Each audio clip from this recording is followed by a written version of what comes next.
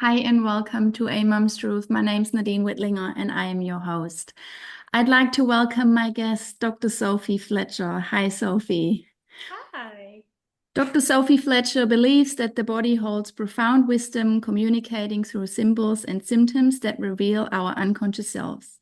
Her approach is rooted in attentively listening to these subtle cues, using them as pathways to uncover and integrate the hidden aspects of the self that may be impeding one's growth and well-being.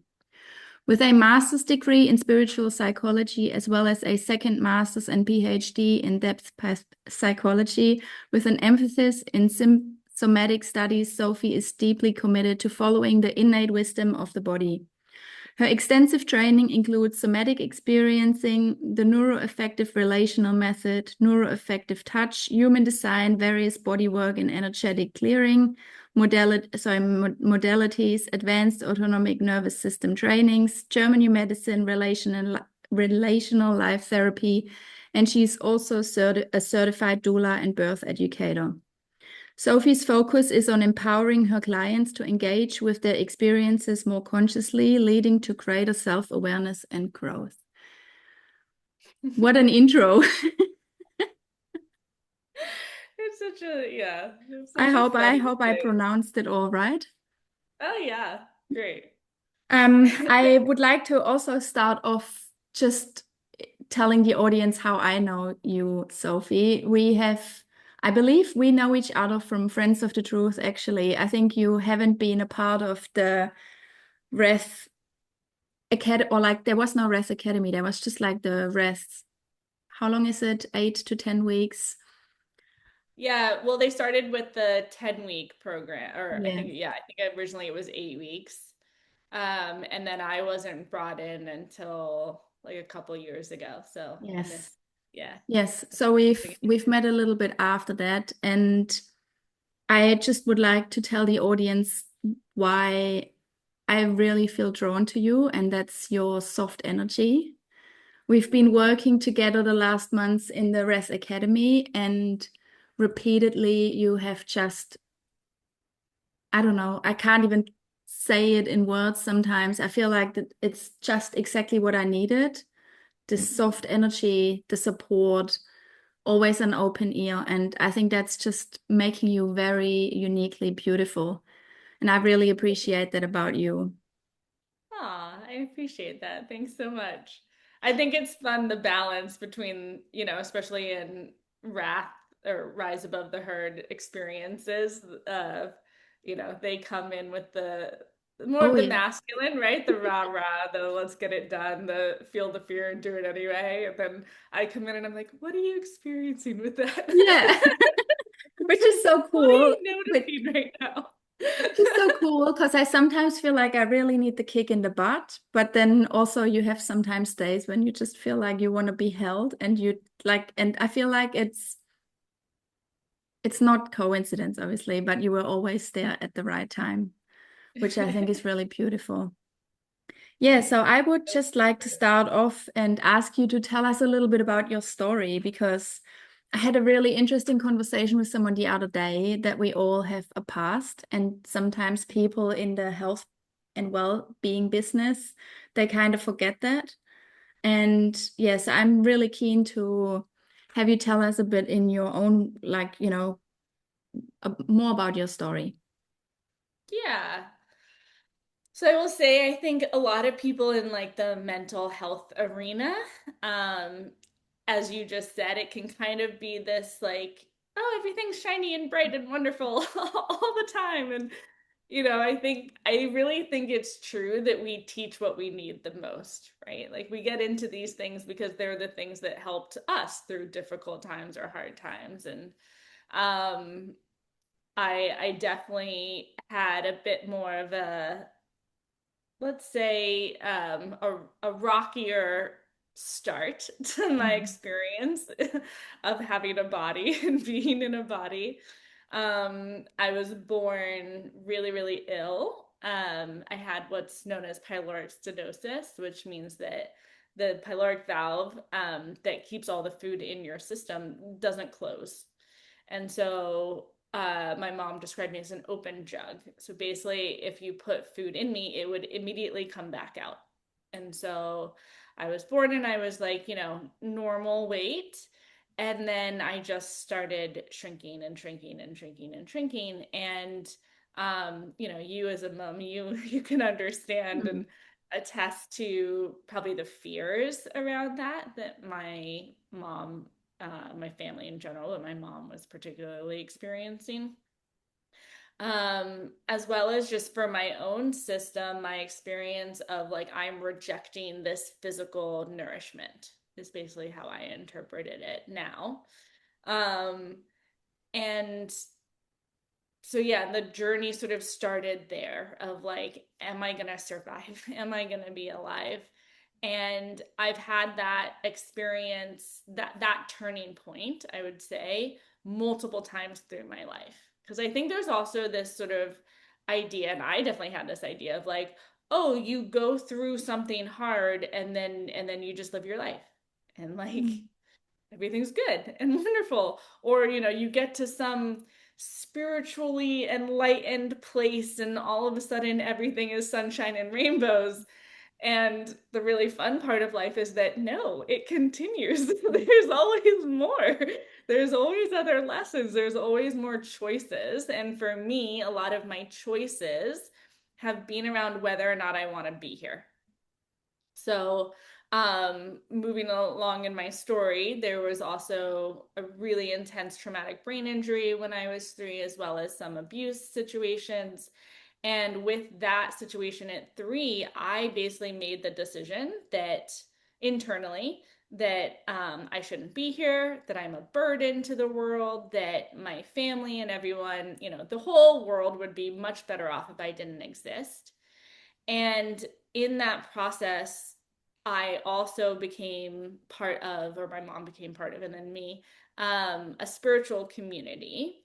So at 4 years old, the person that I was working with explained to me that karmically in this lineage, that if I did commit suicide, just to be honest, um, that I would just have to come back and live it again.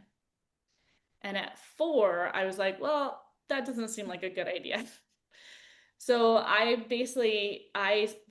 started having suicidal ideation when I was 3 from those experiences. She told me this at 4. And then basically every single day, multiple times a day, up until my mid 20s, I was hoping to be taken out. I knew I wasn't going to make the decision in terms of I wasn't going to commit suicide myself because of that teaching. And at the same time, I didn't want to be here. I did not want to be in my body. I did not want to be here. I did not want to experience life as it is. And so that was just a daily, daily struggle. And for me, the spiritual realm really created a haven in terms of I could dissociate. I was really good at dissociating. I was Yeah. really master level at it, right? I'm not going to be here. I can numb out. I'm just going to go through the motions. Pretty much no one really knew just how deeply depressed I was internally or how numb I was inside. Then in my mid 20s, obviously there's a lot that happens. Mid 20s is when I sort of fell into this experience of getting really intense, deep body work. And for my first time ever, it was an experience of, oh, there's so much pain in my body. Because I just thought it was psychological, right? All my training up until then had been the spiritual and the psychology. And so this is just, I have to figure out, this bad wiring that I have. And then all of a sudden it was like, no, my body's actually carrying all of this pain and dissociation that I've just been suppressing and repressing for decades at that point. And so I went on that journey working with a teacher and ended up going back to school in for depth psychology with an emphasis in somatic studies. And when we talk about somatics, we're really talking about the lived experience of being in a body. So it's not just the body, it's really the awareness of I'm in this body, I can feel this touch, I can make noises, I can move, I can eat things and taste things and smell things, and I'm interacting with this physical experience. And how does that impact me? And so that's what I ended up studying and got really hooked into because that was my biggest wound. That was my biggest decision that I had to make multiple times a day for decades. That I was still going to be here, but I was going to be a walking shell. And then that body work and really opening myself up to this pain that was there was this realization of, oh, there's a different way that I could be here. And it's not easy. And it's not going to be comfortable for a little while because there's been so much suppression. And so that's really been my journey. Still continuing, I don't have the suicidal ideation anymore. I haven't for since my mid 20s. Um, but there's down times because we're human and there's just the human experience. And so I also really want to normalize that it's not, oh, I had this epiphany and I've been studying this and now it's, as I said, sunshine and rainbows and butterflies all the time. It's still life. You're living it. My intention for myself, as well as when I work with people, is how do we expand the capacity to be with more of life? To be able to experience more of life. Yes, that's the highs, that's also the lows. Like, how can we just be here, feel what's happening, experience life within this body? Um, and so that's my journey too. That's yeah, pretty. That's a lot. Like Sorry I think to know. my initial thought was really also like when you were a baby was straight away with your mom. Must have been extremely stressful. Yes, the Yeah. fear, and so yeah. Um, it's like not on my list of questions, but I'm really I'm really curious over like over the time you've actually, doing the work and feel more in your body. Have the symptoms like have they all gone away? With like your, how you had like it's like a Oh, the reflux, is it? digestive, the Yeah. pyloric stenosis. Oh yeah, that reversed. I think I was 2 or 3 when that Oh yeah. reversed. Two. I think I was 2. Um, and my mom went on a journey of trying to figure out how to save my life, honestly. Yeah. And I'll put this out there just because I think this is a hilarious anecdote of that story is that what ended up happening was that the Western doctors that she was seeing, didn't really know what to do. And they were like, let's just put her on as few calories as possible, like no fat, like Pedialyte, keep her as simple as possible. And it still wasn't working. I was still getting smaller. And so my mom found alternative ways and they were like, well, let's do the opposite. And so my mom was blending McDonald's cheeseburgers, putting them in me. And so it's sort of a hilarious joke that McDonald's saved my life. Mhm. Although Well, I try to think about it in the mid 80s, the I ingredients was were just gonna say way that. different than they are now. But yeah, I just love that it's sort of like you just don't know, right? You gotta Yeah. try. And I think that's the mom's journey, right? Oh, A big piece of it 100%. is And like you're sometimes, just trying yeah, anything that will work. And it's like, I mean, she wasn't on any kind of like a health journey at the yeah. time. There was no knowledge that McDonald's maybe wasn't the best of the best, but it's still just sort of like, okay, like let's blend up cheeseburgers because why not? Like this other thing Yeah. isn't working. And I feel like at some point you probably get that desperate, as Yeah. long as it works and it stays in and it's calories. So I feel like I can also understand that at some point you'd probably do whatever it takes. Yeah. And I think, I mean, just thinking about your podcast and I'm not a mom yet, and yet it's I can tap into like, little Yeah. pieces of that through my clients, but also Yeah. through, obviously not the same, but being an animal mom is like it taps into that, like, what do I have to do? And I think that's where like nervous system work and capacity can come in, because it expands the possibilities. It takes you out of such a narrow tunnel vision of like black and white, like this is good, this is bad. It's like, what will work? What will help the family? What will help my child? What will help me in this situation, that hopefully also gives some breath, Yeah. right? Because I think that what I've heard from a lot of moms, it's like it can feel so constricting at times, of like of the mom guilt, right? I'm supposed to do everything a Mm. certain way, whatever way is in your philosophy and your way of parenting. And so if we can expand a little bit of that, create a little bit more gray space between the extremes, there's just more possibility of what could be, what could help. Yeah, I feel like what you just said right there, that's gold actually, because I feel like that's what happens to moms.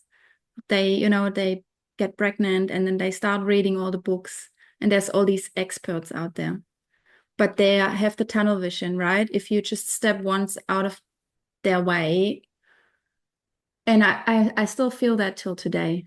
Sometimes you get looked at and you feel the quiet judgment, but Mm-hmm.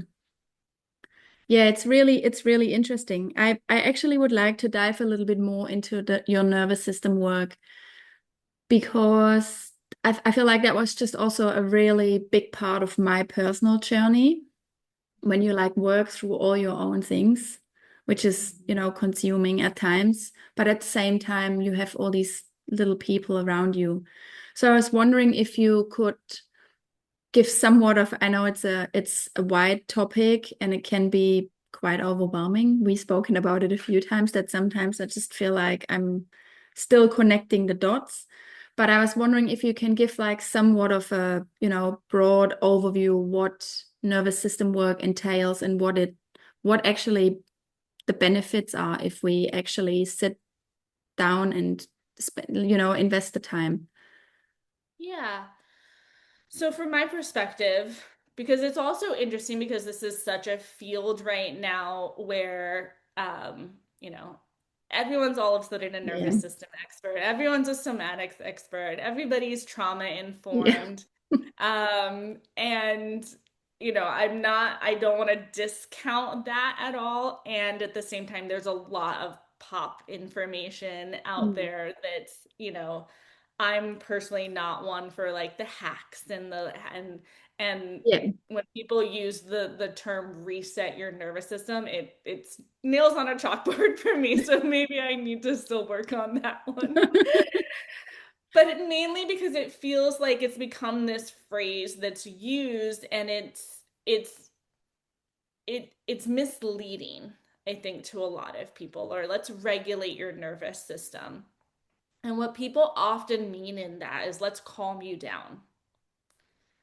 Let's chill out, right? In this like way of saying it that makes it seem like, oh, you're doing something wrong if you're having an emotion or if you're having an experience. And so I will say one of my main pillars, one, there's no such thing as resetting your nervous system. That's not a thing. Your nervous system is developing in utero. It is very, very intricately designed throughout your entire life. It is taking in all of your experiences and assessing way more information than we even mentally are aware of every single moment of your life. So the idea of resetting it, like, we are not computers. You cannot unplug us and reset the hard drive and be a blank slate. You don't want to either. I mean, I hope you don't want to. I don't know. However, so I will say, so nervous system work, what it is how can I be really connected to myself? right? Our nervous system, our autonomic nervous system, its job is safety and survival. That's its only job. And as I said, it is taking in all information of your life at every single moment and assessing how do I keep you safe and how do we survive? And it comes up with a lot of points, a lot of stories, a lot of similarities between how it has done that in the past. And then it projects that into the future. So things that worked when you were really, really little, you may still be doing those things because your autonomic nervous system is just trying to keep you safe and survive. And it went, well, this helped at that time, so I'm going to do it again, right? And so I really like to emphasize your nervous system is never ever trying to hurt you. It is never malicious. It is not trying to sabotage you. It really thinks that it is keeping you safe and helping you survive no matter what these unconscious or impulsive responses, reactions are throughout your life. When we work on nervous system work, what we're doing is we're creating a bit of space between those immediate responses and reactions and what happens and what you do about it. So it's really the like epitome of the Viktor Frankl quote of in that space between stimulus and response, there's your power and your freedom. Mm. I paraphrase that a little bit. I don't know the exact wording, but it's basically that is that we're just trying to create a tiny bit of space within a stimulus after a stimulus before the response because otherwise everything that happened in the past comes up as, oh, that's what we have to do. That's what worked in the past, and so that's what we're going to do. If we can create just a tiny bit of space in there, you actually get to make choices and you get to work with your nervous system and reassess what works now. You get to reteach your nervous system other possibilities. But oftentimes we're just stuck in this there's a stimulus and there's a Mm. response. There's a stimulus, there's a response. There's a stimulus, A equals B, A equals B. And we just get into that pattern. So, nervous system work is that awareness of, oh, I don't have to respond the same way. I could have choices here. And what happens with that is that empowerment around understanding what state am I in? What just got triggered? What is coming up for me? What am I noticing? Right? Like, what are the sensations coming up for me? What are the images coming up for me? What is the immediate thing that comes up for me that then I can have the awareness of it and then make choices around it versus being in that unconscious spiral? So, your autonomic nervous system, it's a big umbrella of everything that is automatic within your system. So, your heartbeat, your digestion, even your breathing, like all these things that are just happening within your system that keep you alive. And then it's how we're responding in life, like how all of that responds. So, at the top, we have what's known as ventral vagal. Okay, so ventral vagal is we're connected, we're socially engaged, we feel safety within our system. Then that's what people call is like calm, cool, collected. Right? And so people can kind of get into this place of like, oh, that's where we're supposed to be all the time. We're supposed to live there. No, Mm. that's not being engaged in life. Life is not always that calm, cool, and collected. So then we drop down into what's known as a threat response. So the first level of threat response is known as the sympathetic. It's fight and flight. It's I have to take some sort of action in order to stay safe and survive.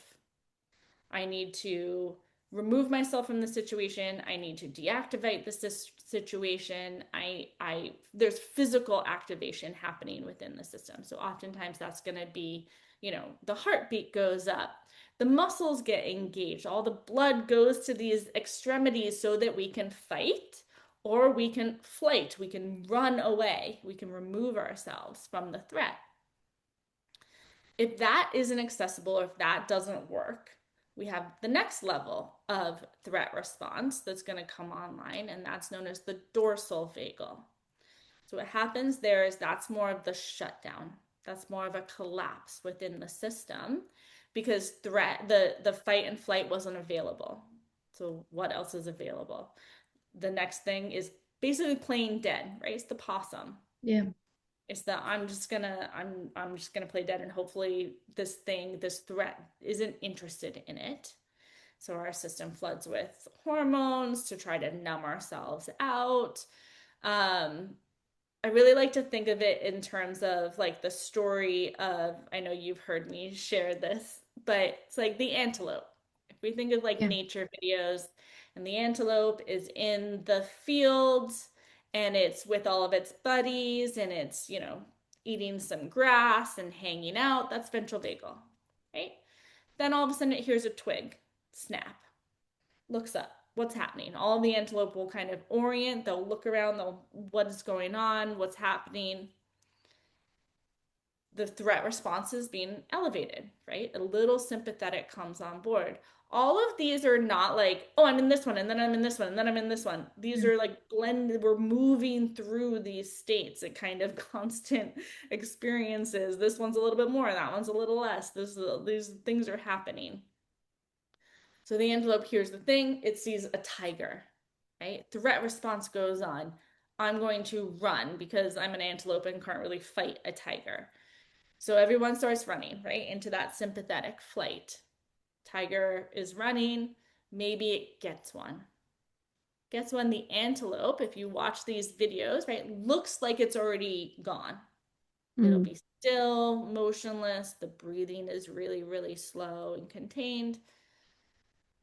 You're like, oh my gosh, what's happening? But in that antelope system, it has gone into that high tone dorsal. It's gone into that collapse, that numb out, that don't feel the pain of what's coming. That's the survival response. I'm not going to feel the pain. Hopefully, tiger gets distracted, right?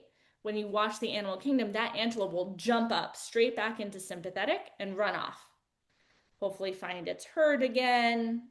It'll probably do some shaking, which is the discharge of excess survival stress within the system. It goes back to eating its grass and everything's fine. That's a regulated nervous system. Mm. That's a nervous system that is responding appropriately to what is happening in its surroundings, right? So when people say, oh, let's regulate your nervous system, or you need to have a regulated nervous system, and they mean calm, cool, and collected at all times, that's actually dysregulated. A dysregulated system is one that is sort of one note, or maybe it has two, but it's extremes, right? For me, growing up, I could have some ventral. Like I was able to be with people and have relationships, but for the most part, I was in that high tone collapsed dorsal. That's deep depression, Yeah. right? So those were my states. I didn't have access to sympathetic for various reasons that we don't have to go into, but it was like sympathetic was too scary. So for me, I just dropped straight into that high tone dorsal. So even now, I still have to be aware of that. I still have to work on and be aware of strengthening my muscle of being in sympathetic. Oh, it's okay for me to raise my voice sometimes. Oh, it's okay for me to want to move away. It's okay for me to have those other survival strategies. So that's just something for people to be aware of, that we can get stuck in certain ways of being, right? As I said, your system is always assessing what has kept me safe and survive in the past. Going into high tone dorsal was my way of surviving and staying safe. Nothing was broken or wrong. It was doing exactly what it needed to do to keep me alive, right? But it just no longer was helpful in terms of what else I wanted to do in my life. And so then it's nervous system work of strengthening the other states. How can I be more in ventral? How can I be in more of that sympathetic? And doing those exercises or being with yourself or exploring those things within ourselves so that that capacity grows, so that we can be with those other things. As I said, regulated nervous system is the one that can move through all of these states when it's called for, when it's appropriate. It's an inappropriate response if there's a tiger in the field to decide that that's the time to meditate. That is not the time to meditate. That is a maladaptive strategy. Your strategy should be survival, right? And so just feeling into that, that like we actually need and want to be able to go into all of these states. None of them are bad. It's just, when do we employ them? When do we need them? When is it appropriate? When is it necessary to be in any of these states? And when we have hesitations around or restrictions on that, how can we start feeling into that more? That's so interesting. So I think a couple of things came up for me, like right at the start when you were talking about how it's often like when, practitioners say, let's regulate your nervous system. Mm-hmm. Isn't that the same thing as disassociating, like in a way? Like, like It you're, can be.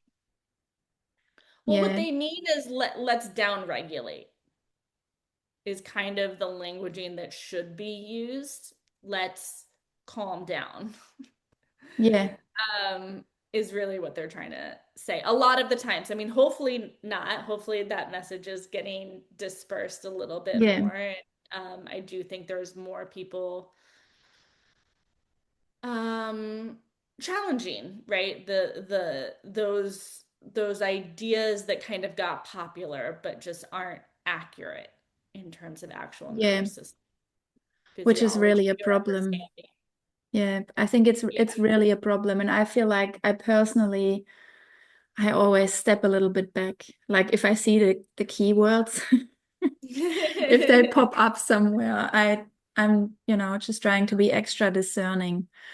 So I find this really interesting because you also mentioned that it's all like sort of a flow. It's not like, you're going from step one to step two, and then you can't go back to step one unless you've gone anywhere else. So I find it really interesting, and I feel like it doesn't always work though, hey, like having this awareness. I do notice personally that having this knowledge is actually really cool. And sometimes I'm like, I step away half a day later and I'm like, "Whew, you nailed that today. You did so well." And then I have other moments when I feel like I'm blowing up, almost, irrational. And yeah, And that's when to have that compassion for yourself, right? yes, Around, I'm human, I'm doing the best I can. There are certain things that are still going to be more triggering. There are still going to be things that are a little bit hotter topics, or things that are a little bit more uncomfortable for each person. And so the more we can even be aware of that, and then the big thing with that, right, is bringing in that layer of self-compassion. yes, That's called being human.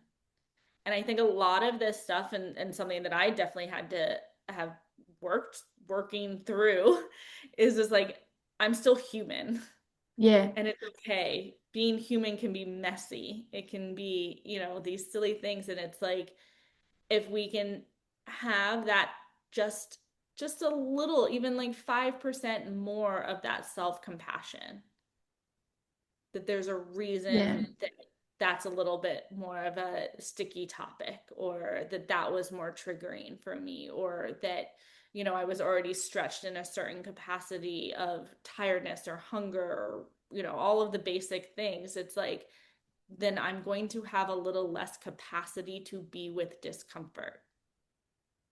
That's natural. That's yeah. going to happen. I think what else comes up for me is that, like, again, I just have to get to my personal experiences. I also drifted for quite some time into the new age stuff Mm-hmm. and was bypassing and, really just suppressing. That's all it was. I was not really facing any of the things that really bothered me.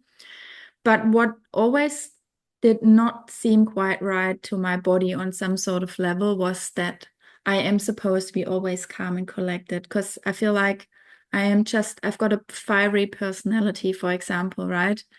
And I understand that some of my impulsiveness, I understand that now, that this can be maybe from having not enough like room in my tolerance window and actually stepping back and being too reactive too quickly. But how would you tie all of this together? Because I mean, we all have different personalities, right? Like some people are just more introverted and quiet, and then other people are more loud and, more out there. So how would that tie in? To the nervous system perspective. Yeah, like when would you draw the line for your children, for example? Because I'm Mhm. like I'm just having also my own children in mind, because they're so similar but so different. And when Yeah. they, like the little one, for example, he like he can be like the sweetest and calmest kid ever, and then he flicks a switch and he explodes. So how would I tie all of this together? Is it like him needing help to regulate, Hmm. which he probably does? And then I think that would also lead into my next question. How can we like create more space for ourselves, and then simultaneously, just from a mom perspective, what can we do to support our kids, because I feel like the more awareness we have, right, about all the things going on in the world and within ourselves, Hmm. it's sometimes a lot, and you see things and you want to do best, but then sometimes it's not really the best, because maybe sometimes they have to figure it out themselves. Yeah. So I think one of the big things with kids, especially, is allowing, as you're even saying, like, there's a difference between being like a hothead or like a really quick spark and having access to the sympathetic. There's a difference in how that's going to happen. So, working with that, it's more around, if it happens really, really quickly, then you know that there's been like some suppression Mm. because there's energy that's being built up. So there needs to be an expansion of that capacity to be with discomfort first. So part of that can be asking him to notice when everything's fine, okay, when there's no issues sort of Yeah. around. Like, can he bring something up just a little bit, like a small to medium trigger or upset experience, and follow what's happening within his system? Can he explain to you, what is he feeling? What is he noticing? What is he aware of? And doing that from a place of, we're chill right now, Mm. everything's good right now, but can we bring in just a little bit of that stimulus in this fantasy experience or in a recall experience, and then see what happens if he can be with that in that experience, understanding that there's not a threat right now, right? Because his system is, when that's happening, the system is on high alert for threat. And so the goal is to sort of turn that down a bit. Yeah. If it feels like it's extra, then it's then being called for. So we want to do that from a place of everything's cool. Then we want to bring in that little bit of stimulus, have him notice it, have him track it, have him just be with what happens, and then bring it down. Yeah. And maybe that's once. Maybe the next time you do it, like a couple times, right? This is called titration, Yeah. where we're going to feel into something and then we're going to pull back. And then we're going to feel into something, and then we're going to pull back in just a little bit each time until that doesn't spark the reaction, right? And then maybe you go a little bit bigger. Maybe you go more into like a medium, full medium trigger, right? You kind of sit with that and feel into that. Then lots of breaks in Yeah. this, right? I know you're so sick of me saying this, but nervous system work, you have to go slowly Yeah. to get places, right? The slower you go, actually, the faster you're going to get to a new way of experiencing life.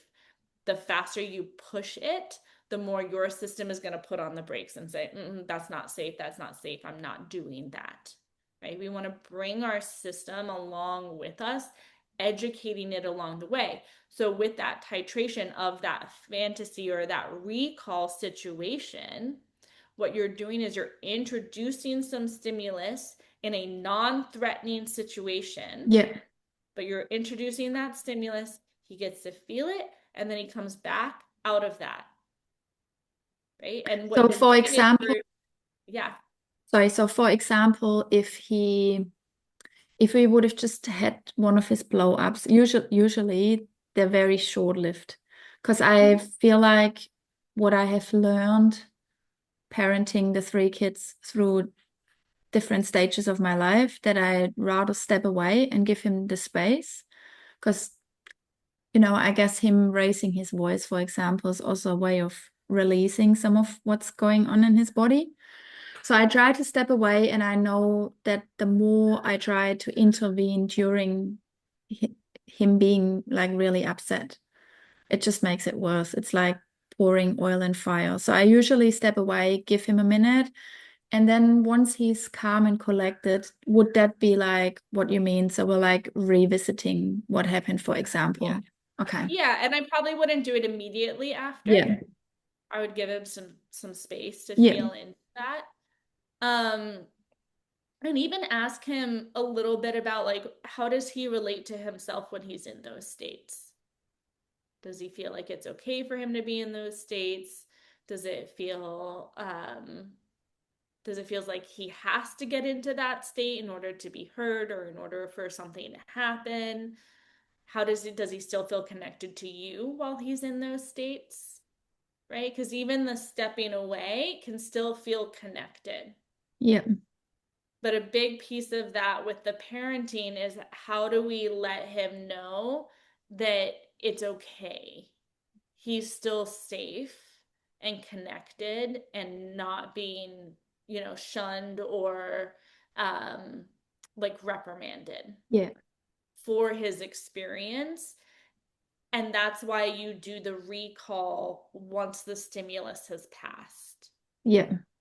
so that you can bring that up and then tune it back down and then turn it up and then turn it back down. And he starts to feel the empowerment around, oh, I actually have agency here. I can make some choices about how I want to respond and the results that I want from this experience. Every time you do that dial up and then dial down, you're teaching the nervous system a new way of how it can respond. It's saying, oh, maybe I don't have to go into full blown Yeah. 100%. I can go 15% and I didn't die, right? The big thing is like Yeah. I survived and I'm safe. Because his system is going full alert, I'm not safe for whatever reason. Yeah. That's the next deeper layer, is looking at like where did that get programmed in. But it can be with kids, it can be a little trickier to get into those nitty gritty depending on the age. And so Yeah. it's more about playing this game. And you can make it as a game. One of the things that I love, I don't personally work with kids. I have worked with kids. I was a preschool teacher for a few years. Um, and I'm sure all of you parents already know this, but it's like making something a game Yeah. is the sly way to get things in. Even with nervous system work, like you could, depending on again on the age, But it's like if it's really little, it's like you can use stuffed animals and like replay the thing and have them experience it a little bit and then pull back and do something else with Yeah. the toys and then bring it back, right? It's like kind of that like you want to bring it in a little bit and then let them let them let them chill. Yeah. Kind of push too much. Um, and that's where, so another layer with that nervous system work, when I'm talking about the three main states, right? Yeah. That ventral, sympathetic, dorsal. What's happening there, there's as I said, these blended states. So between ventral and sympathetic, it's play. And you'll see this when you watch kids play. It's like they're playing, everything's good, and then all of a sudden, maybe the sympathetic gets turned up Mm. just a little bit extra, and now there's a fight. And then it goes, then it can go back down, and oh, Yeah. we're playing again, you know? But it's like there's a little bit of stimulation, and then if the stimulation gets too high, it's like, oh, now we're in fight territory. Now we're getting a little more sympathetic than we were in play territory, Yeah. right? They're kind of these like levers going up and down between sympathetic and that high tone dorsal, we've got more of that freeze place. It's where it's sort of like deer in headlights. Oh my gosh, what do I do? I don't know what to do. Between dorsal and ventral, right? Because it's this sort of circular situation. We have that meditation. Yeah. You're calm, you're chill, but you're also like a little zoned out, right? You're a little dissociated in the spiritual realms, right? These things, as I said, not bad or good. But when we're working with someone where it's like a flip switches or switch flips, what we want to do is like open that blended state a little bit Yeah. more. Like they're jumping straight to one, like 100%.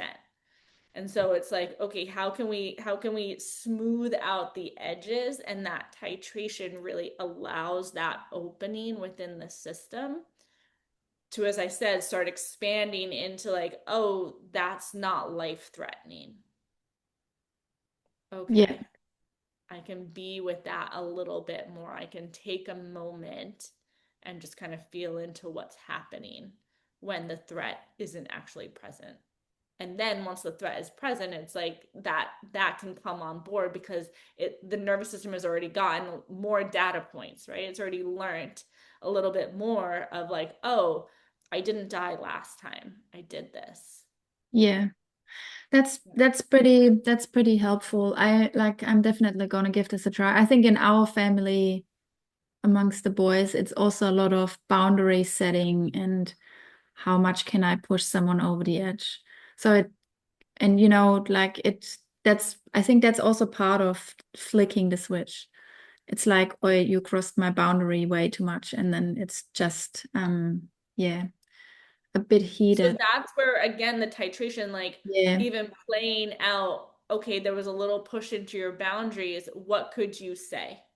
Or what do you notice when there is that push before we're way Yeah. past the boundary line, right? So with all of these things, we're just trying to open it up a little bit within the system so that he can even start noticing and start whatever he needs to do to Yeah. reassert a boundary earlier before we're way Yes. past it, before it's already being blown out of the water. Because what happens is, right, there can be that like fawn that happens within the system of like, it's fine, it's fine, it's fine, it's fine, it's fine. And then all of a sudden it's not fine. Yes. So this is That's again yeah. that pulling in a little bit of like for him feeling more acutely as these things build. And that's the self-awareness work, that's the tracking of sensations within your own body. What are my signals?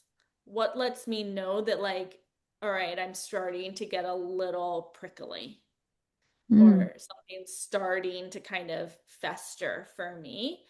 Is like what happens for me? Is it my belly? Is it my chest? Is it my breath? Is it my like heartbeat? Is it like what is it that signals for you first that's like I don't like that. Yeah. Um, it's pretty like everything that you've just described. I think it's pretty cool because I feel like I have slowly over time gotten to the point that like again, it's does not work every single time. But I just have to like tell you this. So I had a conversation a few days ago with someone that upset me a little bit last week. Mm. And I was going into the conversation, I was extremely nervous because I'm not a person that shies away from confrontation. That doesn't mean I like conflict, but I could actually feel how I was going through the motions, and I could actually feel into the opportunities to, like I can either just walk away and step back, or I can, just face it and stand up for what I think is the right thing to do. But what I did notice right at the end of the conversation, when it got like there was just a really awkward energy, I Mhm. just walked away. And as I walked away, I was sitting there and I'm like, why did you just walk away? Like I was not overly impressed by it. I mean, it was the end of the conversation. I did not leave midway chatting or anything like that. It was the end of the conversation. And it was just like, do I either stand awkwardly here or do I just remove myself? But I thought that was pretty interesting because I just chose, I didn't even think about it. I was just like, okay, bye. Bye. But it's And so it's even that you chose something different, it sounds like. I definitely feel like I gotten better also over time in conflict, in not conflict, in confrontations that might be a bit more uncomfortable, to stay a lot more calm. Hmm. My body sometimes tells me otherwise. Like for example, start shaking a lot. Like my whole body feels a bit like, I don't know, tingly. But I've learned to work through it and still, because I feel like there's always two sides to it. If I like I'm now just at the point where I feel like if I just walk away in a situation like that, I'd feel more disappointed and I feel like I let myself down at some end. So I feel like yeah, that definitely got better over time. But what I did notice, and I think that's also something good in relation to kids in the nervous system, that and everything that went, since we like understand a little bit more of what's going on externally in the world, like there's a lot of anger coming up. How, and that might go more into somatic work, but like, what's a good way to release anger in a safe way? Because I feel like that's also with my son. Like I told him, look, like because we had situations when he like slams the door and he bangs against it. I'm like, look, you can't do that, right? Like you can go in your room and I understand you're really angry. Scream in a pillow, or what other ways are there to actually release it? Yeah, and that's a big, big thing because a lot of, there can be a lot of messaging around just calm down, you Yeah. know, just calm down. And when we're in that high activation of the sympathetic, or when our sympathetic is activated, um, it's energy, right? It's life force that's trying to keep you alive. That's what it's doing. And so when we suppress that, we are suppressing our life force. We're suppressing that that vigor to survive within us. And so we want those healthy outlets. And so I call it healthy aggression. Other people call it healthy aggression as well. It's these ways of still moving the energy through us, as you said, in these safe ways where we're not hurting anyone else. And so I do like to make sure that there's an agreement even with myself. When I do this work, my agreement is I'm not hurting myself and I am not hurting others. Yeah. That's more for like your unconscious, just to like know that you're aware of that, right? And Yeah. that those are there are certain boundaries. You want some containment on this kind of work. And then there's ways to work with it. The big thing though with this work is to stay connected to yourself, because I know it's also a big popular thing of like big cathartic work, like just, take a bat and smash your couch to Yeah. smithereens, or, scream your head off into a pit. Like those things where they can be helpful, but a lot of the times when people do that, it's not actually connected to what they're experiencing. And so it can end up being sort of like an explosion that doesn't actually help the person move the energy in a conscious way. It can blow out the system. It can be too much for the system and can lead to a little bit more of that re traumatization.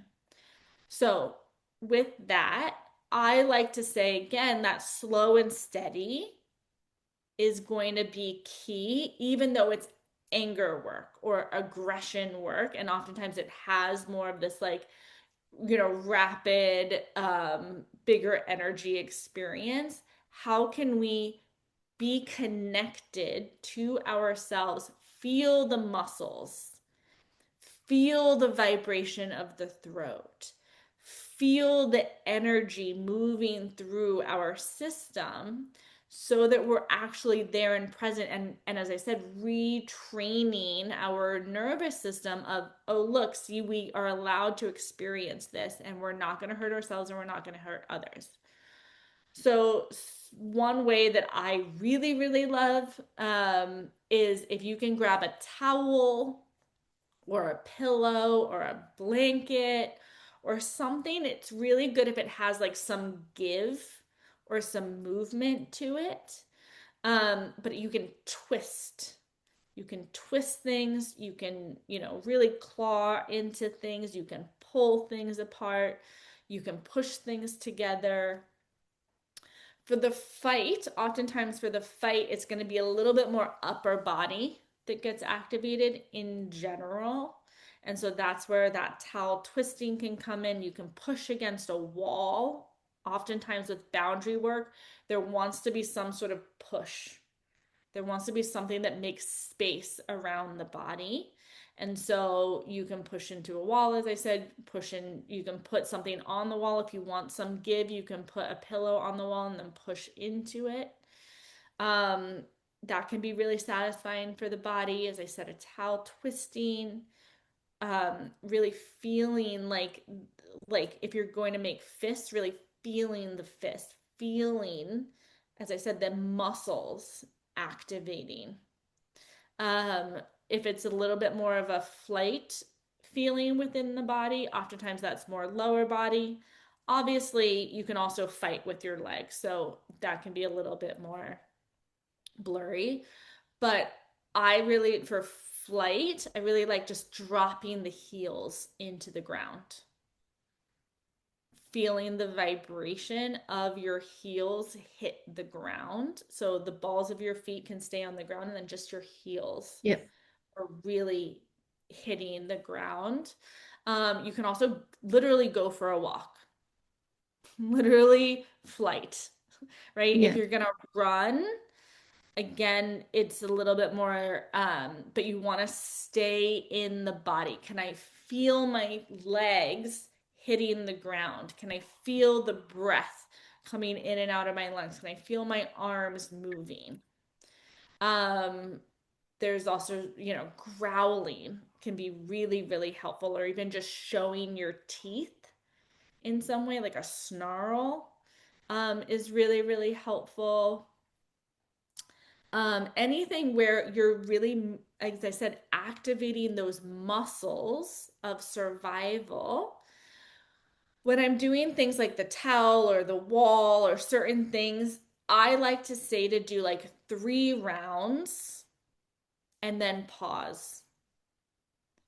And then maybe, check in, see what else is there. Maybe it's the same exercise. Maybe it's something else that your body actually wants. The goal is to end up feeling into the impulse that your system is having and then doing that in a safe way. So there can even be like biting an apple or biting a carrot. Like Mm. it can be helpful to bite something that's like harder or has like a crunch to it, right? We're thinking like animal physiology. What do animals do when they're in protection mode? And so really tapping into that for yourself, but doing it like 3 and then taking a moment Yeah. and just feeling into like, what do I notice? What's coming up for me? What am I aware of? Okay. Then maybe going again or doing something else, a different impulse that's coming forward, because we want to be following what the body is asking for in these contained states. Does that give some Sometimes, examples? again, with our younger one, sometimes but I feel like it's also because I can see that the anger is coming from a different place, if that makes sense. But sometimes what I noticed, instead of like, making it harder for him, I just step back and I ask him, I said, "Do you want to have a hug?" Mm, Do you think is that me doing him a disservice? I mean, I leave him the option, obviously. If he does not yeah. want it, that's fine. But I would say 95% of times he's like having a minute or like a second, he just thinks about it and he always goes for the hug and he just squeezes me. Mm. So I would feel into that for Yeah. yourself. Feel into, right, for your own intention. Is my intention to give him a hug to calm him down Mm. because I don't like what he's doing? Or is my intention to give him a hug to give him some containment because it feels Yeah. like that's what's needed right now, right? So a lot of these things are it's the intention and how he's going to respond. Like if he goes for the hug, but you can feel that there's like this like tension Mm. still in him, then he may be overriding that he really needs to exert this energy. Mm. I think If if he he, goes if, for the hug and he really like collapses into it, then it might be more of like oh, he just needed that containment yes. and that safety, right? You can also see with him, because it might be interesting if you tried to meet him a little bit in the experience or give him something like, I know you, but like give him your arm. So somebody's forearm, you can squeeze the forearm, not twist, but squeeze the forearm really, really hard. I have had like men who are like 6'4" ex-football players, like big, really strong dudes. And they can squeeze my arm as hard as they want, and it's not actually going to injure me, Yeah. right? This is the way the bones work in that way. So like I'd be curious if you were like, do you want to squeeze my arm or would you like a hug? I will definitely try this. I think from what you just said, I think most of the time, and that's what I mean when I feel like it's a different kind of angle. Mm-hmm. If he would be like really, like if he is really mad, he will not go for the hug. He wants me to leave him alone. And I also accept that because I feel like, that's where a lot of or my personal issues these days stem from. I believe that, you're being told, no, everything's okay. Just calm down. Like, who wants to hear that if you're angry? You know? I love that. There's like this meme that goes around every once in a while that I come across that's like, has anyone ever in the history of time Yeah. ever calmed down by being told to calm down? No, It's generally massively the opposite it's response. just making it worse. Exactly. Yeah. So then giving him some options or seeing if like, as I said, you know best in terms of like as you're saying it's this anger but not. But if someone's really, really angry, it's like, oh yeah, I'm really angry. Arr! Like, what do you want to do? Arr! Like meeting that Yeah. energy with them. Because what that does is it creates safety around it that they can express. And it also creates that connection. So you're getting a little bit more into that play territory, right? Because you're allowing that sympathetic to be here, but you're bringing in a little bit of that ventral. Also, so if he is like really angry in like, let's say in my close proximity, that would be fight. But when he walks away, is fight and flight, is it like sort of the same level or is he already backtracking a little bit because he can leave the situation? You can leave the situation. So it depends, right? When Yeah. you're talking about boundaries, Yeah. sometimes that's I want to fight for my boundary, and Yeah. sometimes that's I just need to leave to Yes. like create my own boundary, right? And so it's not really a hierarchy of one is better Yeah, than the yeah, other yeah, or closer, to one way or the other. It's what is that impulse within the system and what is it calling for right then? What is it needing yeah, in that moment to assert in some way to feel safe? So the removing himself could be I feel safe because I'm creating literal space around me, yeah. right? Okay, cool. So coming back to us, like to ourselves, like how, or like, me as a mom or the other moms out there, or you, what can we do? Just like, is there anything we can do just in our day-to-day situation? Like while we are driving the car, while we wash dishes, is there anything we can do to create a wider tolerance window? Yeah. So you already know this, but my favorite exercise for the nervous system is called orienting, exploratory orienting. And so that's really a process of tuning into any of your five physical senses and feeling for yourself like what is that like? So the process of orienting brings you into the present moment. It gets you really, really here and now. And it allows your system. Oh, caveat, don't do this if you are actually in a threat environment. So you want to do this only when you actually are not in imminent Yeah, danger. But basically, what you're signaling to your system when you do orienting in a non threat experience is I'm safe. I'm okay right now. I'm not under threat, right? Because oftentimes our system is responding to life as though we're under threat when we may not actually be under threat. We're thinking about the presentation we have to give in a week, and our system thinks that a saber-tooth tiger is in the room with us.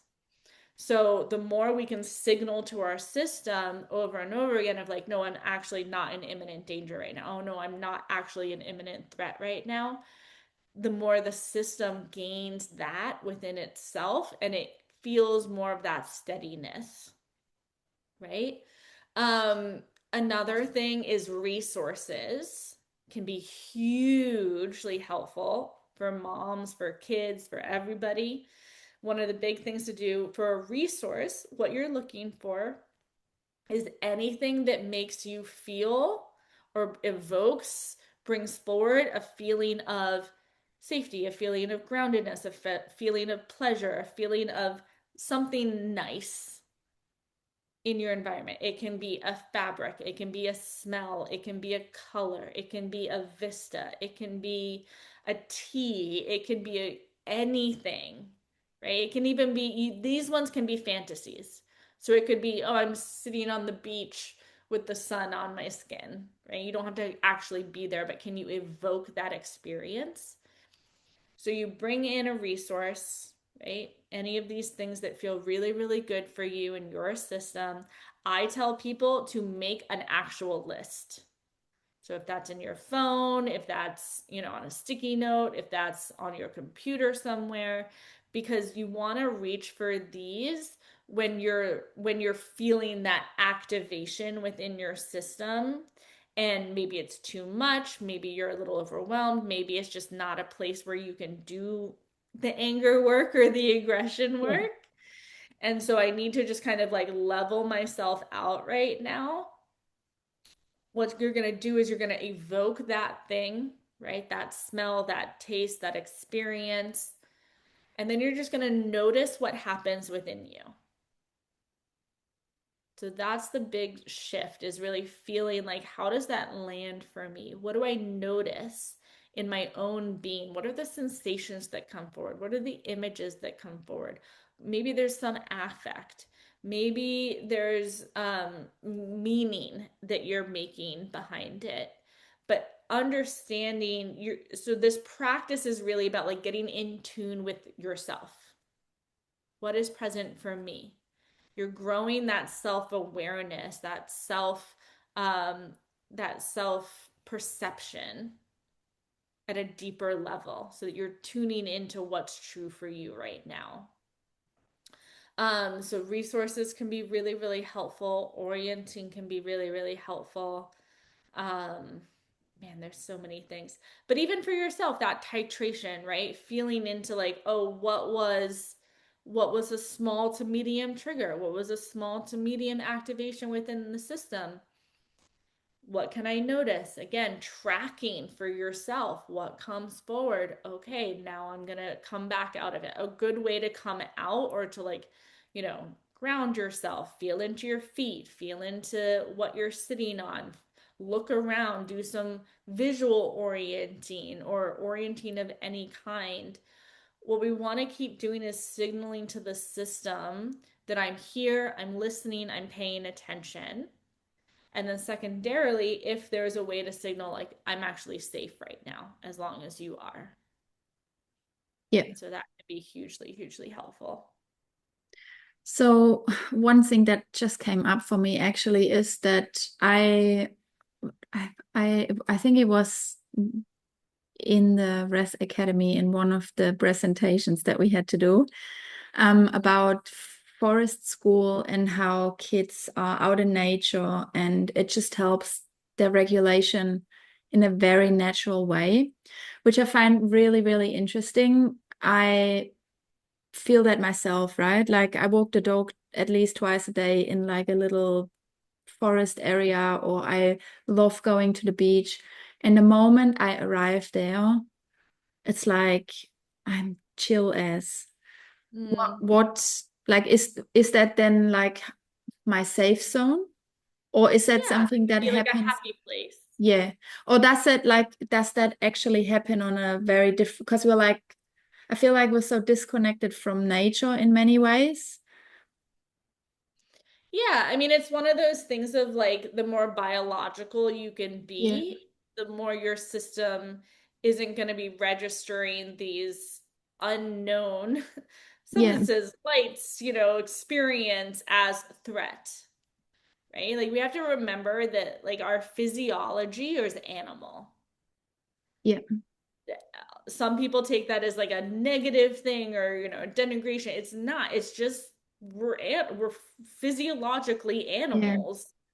We are meant to be outside with nature, feeling all the elements, aware of what's happening, interacting with different terrains, interacting with the softness of this and the hardness of that and the prickly thing of that, and experiencing all of these different things. And that's where, even when I talk about expanding capacity, it's like if you think about it, like living inside these these walls that are structured, and we're temperature controlling everything, and oh, I want it a little lighter and I want it a little darker and I want this and I want that and I want all these things. It's like your capacity to be with discomfort gets smaller and smaller and smaller and smaller Yeah. and smaller. That's not, I'm not saying like don't do those things. I live in a house and I literally just heard the Same. AC kick on, right? Like it's like these things happen, but it's like how much can you be with just what is?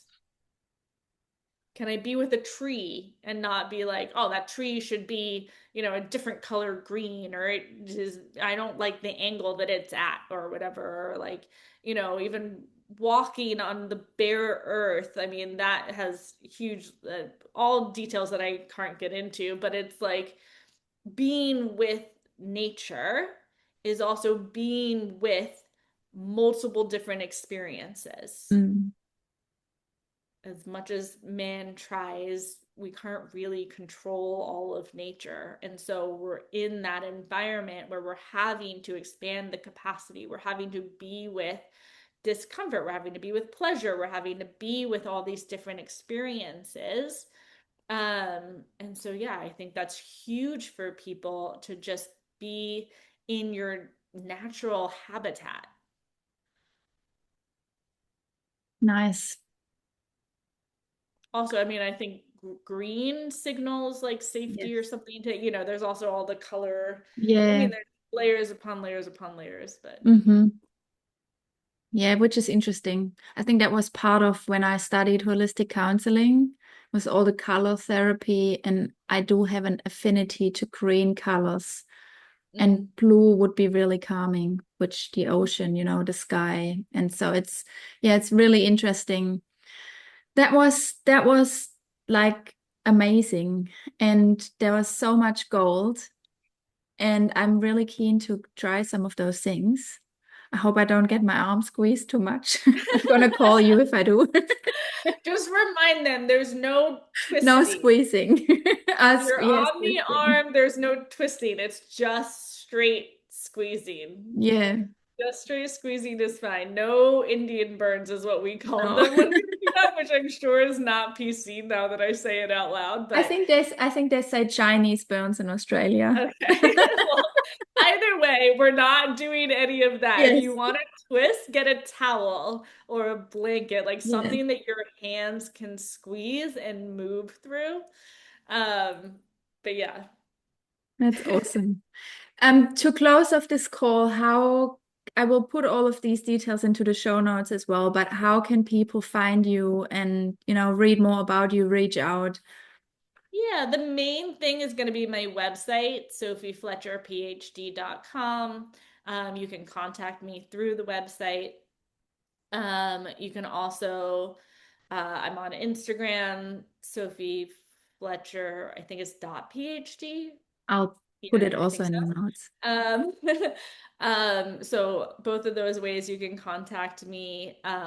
Also, as you know, I'm part of the Rise Above the Herd, with Joel and Yerasimos, coaching arena. And so I'm in there. Um, I'm about to be coming out with another program that's somatic birth preparation. So that's gonna be more for mothers to be and how to start connecting with themselves and doing their own nervous system work, right? Prior to getting launched into the massive arena of parenthood. And so getting that on board and yeah, I'm Sounds around. I amazing. also I also co-host retreats. Probably we do it like once or twice a year, back to you retreats with my friend Kelly. All of that I think is on my Instagram. Awesome. Yeah, Thank you so much for joining me, Sophie. absolutely. Thank you so much for having me. Good to chat. Have a wonderful day. Too.